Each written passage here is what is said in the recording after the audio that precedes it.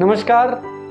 मैं आप सभी को होली की हार्दिक शुभकामनाएं प्रेषित करता हूं। चित्र चर्चा शो की ओर से भी और व्यक्तिगत रूप से भी मैं आप सभी को शुभकामनाएं देता हूं इस त्यौहार की।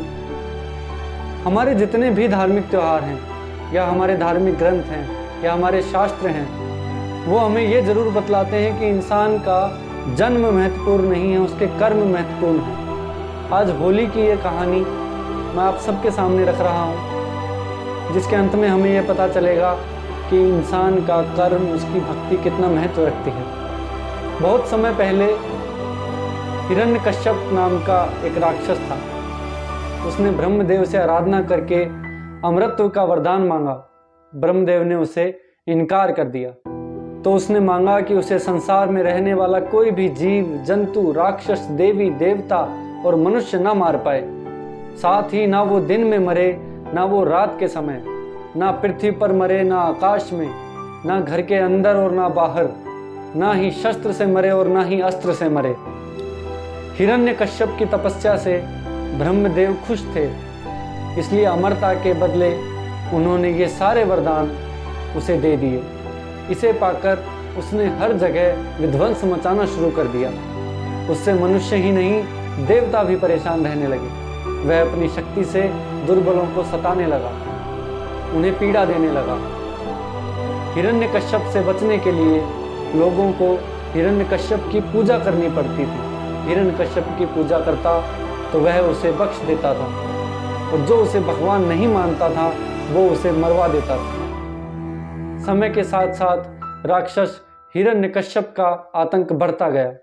कुछ वक्त बीतने पर हिरण्यकश्यप के घर स्वयं भगवान विष्णु के परम भक्त प्रहलाद का जन्म हुआ। हिरण्यकश्यप ने प्रहलाद को कई बार विष्णु भगवान की पूजा करने से मना किया और कहा कि मैं ही भगवान हूं, तुम मेरी आराधना करो। परंतु जिसे ईश्वर का रक्षण हो, उसका कोई क्या ही बिगाड़ पाता। हर बार हिरण्यकश्यप की बात सुनकर प्रहलाद कहते कि मेरे सिर्फ एक ही भगवान है, और वो हैं स्वयं भगवान विष्णु। प्रहलाद की बातें सुनकर हिरण्यकश्यप ने उन्हें मारने की कई बार कोशिश की, लेकिन वह सफल नहीं हो पाया।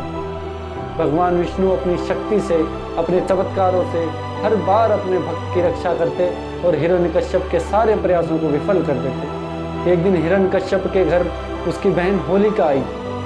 होलिका, जिसे आग में ना जलने का वरदान प्राप्त था।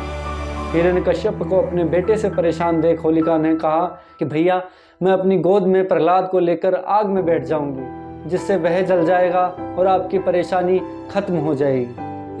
हिरण्यकश्यप ने इस योजना के लिए हामी भर दी। उसके बाद होलिका अपनी गोद में प्रहलाद को बैठाकर आग पर बैठ गई। उसी वक्त भगवान की कृपा से होलिका का दहन हुआ और भक्त प्रहलाद बच गए। आग में जिस दिन होलिका जलकर भस्म हो गई, उसी दिन को आज होलिका दहन के नाम से मनाया जाता है। धर्म का रक्षण आवश्यक है। ईश्वर ने समय समय पर जब जब अधर्म बढ़ा है, तब तब धर्म की रक्षा की है, अपने भक्तों की रक्षा की है। इस कथा के माध्यम से हमें ये पता चलता है कि व्यक्ति को कभी भी अहंकार नहीं करना चाहिए। उसके पास चाहे जो शक्तियाँ हों, वे शक्तियाँ केवल ईश्वर की दी हुई हैं। ईश्वर अपनी शक्तियाँ व्यक्तियों को सद्कार्य के लिए देते हैं। अगर व्यक्ति उसका गलत उपयोग करेगा तो ईश्वर उन्हें छीनना भली भांति जानते हैं। मैं आप सभी को फिर से होली की शुभकामनाएं देता हूं और आप सभी के अच्छे भविष्य की कामना भी करता हूं। नमस्कार।